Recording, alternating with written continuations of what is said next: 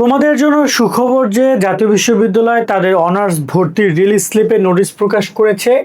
এই হচ্ছে তোমাদের নোটিশ। সো এই ভিডিওতে আমরা পুরো নোটিশটা এক্সপ্লেন করব, কিভাবে আবেদন কবে শেষ এবং যাবতীয় সকল তথ্য। যারা রিলিজ স্লিপে দীর্ঘ অপেক্ষা করছো, আমি জানি ভাইয়া তোমরা অনেক অনেক অনেক কষ্ট করছো, টেনশনের মধ্যে আছো। ইনশাল্লাহ রিলিজ স্লিপ থেকে তোমাদের সমাধান হবে, দোয়া রইল। যারা এখন আমাদের YouTube channel, Facebook page subscribe follow করে করে রাখো ভাইয়া। কেন করবা? কারণ এই যে রিলিজ স্লিপ, সামনে তোমার একাডেমিক পুরো ক্যারিয়ার, এগুলো কই পাবা? এখানেই পাবা, আমরা যেখানে ভিডিওগুলো দেখছো। তো চলো আমরা একটা করে ক্লিয়ার করি। আজকে জাতীয় বিশ্ববিদ্যালয়ের ওয়েবসাইটে 28 জুন এই নোটিশ প্রকাশ করেছে, যারা ফার্স্ট রিলিজ স্লিপ। ফার্স্ট কেন বলা? কারণ রিলিজ স্লিপ আরও একটা আছে, যদি এখানে চান্স না পাও তোমার হাতে সেকেন্ড অপশনও আছে। ওকে, এবং সেখানেও এই সেম প্রসেস, ওটার জন্য আলাদা কোনো প্রসেস না। এবার যদি আমরা নোটিশটা নিয়ে একটু কথা বলি, খেয়াল করে দেখো। নোটিশে টোটাল প্রায় দুইটা পার্ট আছে। একটা হচ্ছে এইখানে প্রথম পার্ট, আর দ্বিতীয় পার্ট হচ্ছে এইটা। আমি একটা একটা করে ক্লিয়ার করি। প্রথম যে পার্টটা সেটা যদি আমরা একটু দেখাই, একটু হোল্ড করি। হ্যাঁ, ওকে ওকে। এখানে বলা যায় জাতীয় বিশ্ববিদ্যালয় 25-26 শিক্ষাবর্ষ অর্থাৎ অনার্স প্রথম বর্ষের স্নাতক ভর্তি কার্যক্রমের প্রথম রিলিজ স্লিপ অনলাইন আবেদন শুরু 30 জুন বিকাল 4টায়। টাইমটা মনে রেখো। এবং তোমাদের এখানে শেষ হবে 15 জুলাই, মানে অলমোস্ট 16 দিনের মতো টাইম দিয়েছে। 15 জুলাই 12টায় শেষ হবে। এবং বলেছে প্রথম বর্ষে ভর্তি যে সকল আবেদনকারী উত্তীর্ণ হয়েছে, কিন্তু এখানে কটা বুঝছো যে আবেদনে উত্তীর্ণ হয়েছে মানে বুঝো পরীক্ষায় উত্তীর্ণ হইতে হবে। ফেল যারা করেছো তারা কিন্তু রিলিজ স্লিপ অ্যাপ্লাই করতে পারবে না।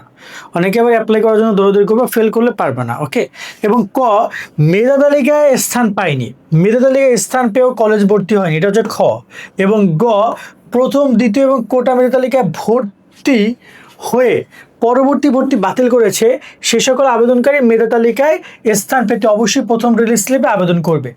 টোটাল কয়টা ক্যাটাগরি স্টুডেন্ট? 3টা।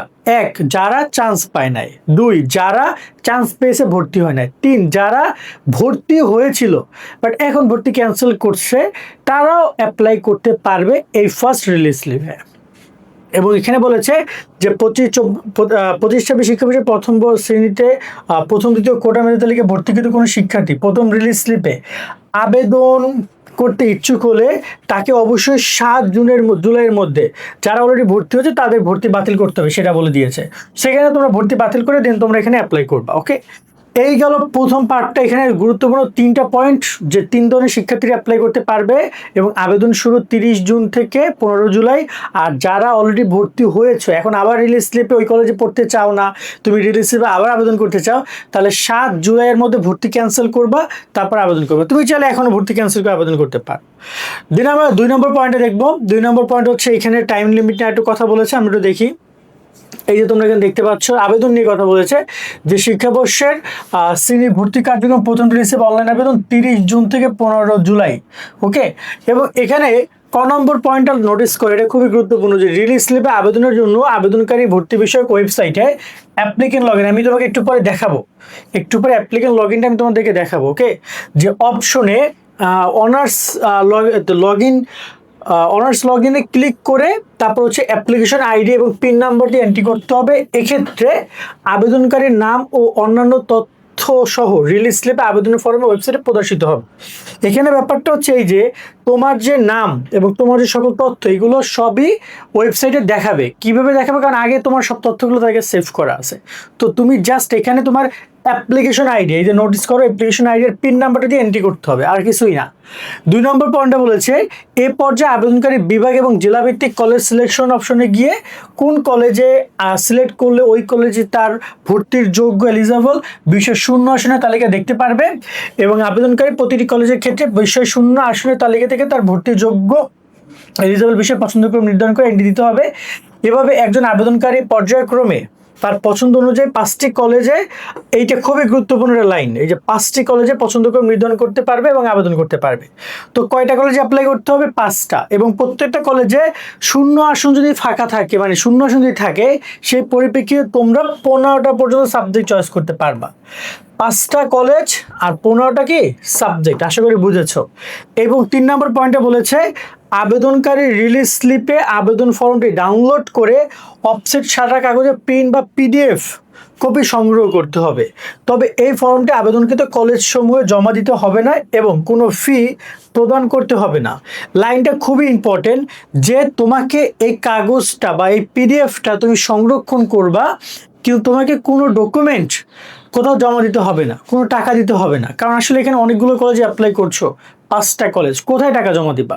সো তোমার টাকা দেওয়া লাগবে, এখানে কোনো পরীক্ষা তো তুমি দিচ্ছ না, ঠিক আছে? এখানে যে টাকাটা তুমি ওই যে ভর্তির সময় টাকা দিয়ে দিয়েছো অলরেডি, যদি এক প্রকার বলি ভর্তি পরীক্ষার সময়, আর যদি কিছু টাকা নেই সেটা তোমার চূড়ান্ত ভর্তির সময় ওই কলেজ নিবে। সো এই জায়গায় স্পেশালি কোনো টাকা লাগবে না। আর ঘ নম্বর পয়েন্টে বলেছে সংশ্লিষ্ট কলেজ কর্তৃপক্ষ রিলিজ স্লিপে আবেদনে অনলাইন নিশ্চয়ন করতে হবে না।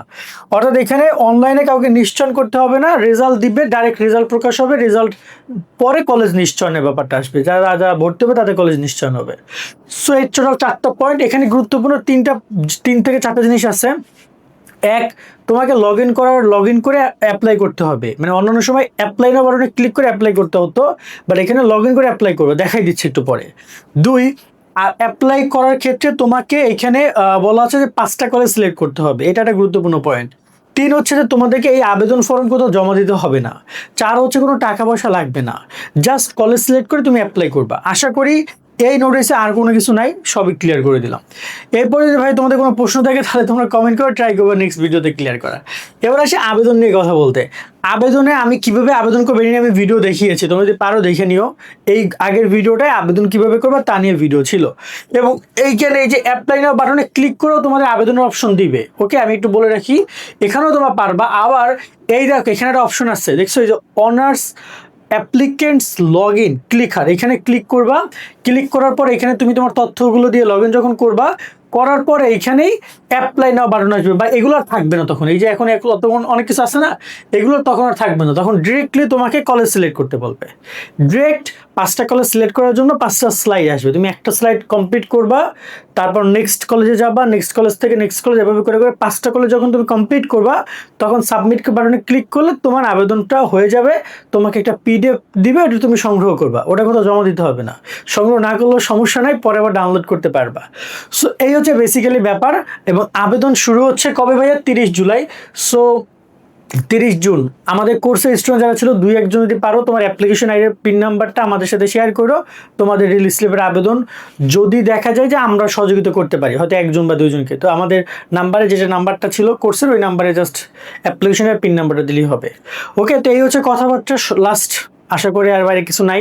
সকল অনেক অনেক ভালো থাকবা। নেক্সট রিলিজ স্লিপে আর অন্য টপিক নিয়ে আপডেটগুলো পাওয়ার জন্য আমাদের সাথে যোগাযোগ রাখবা সাবস্ক্রাইব ফলো বাটনে ক্লিক করে। আল্লাহ হাফেজ।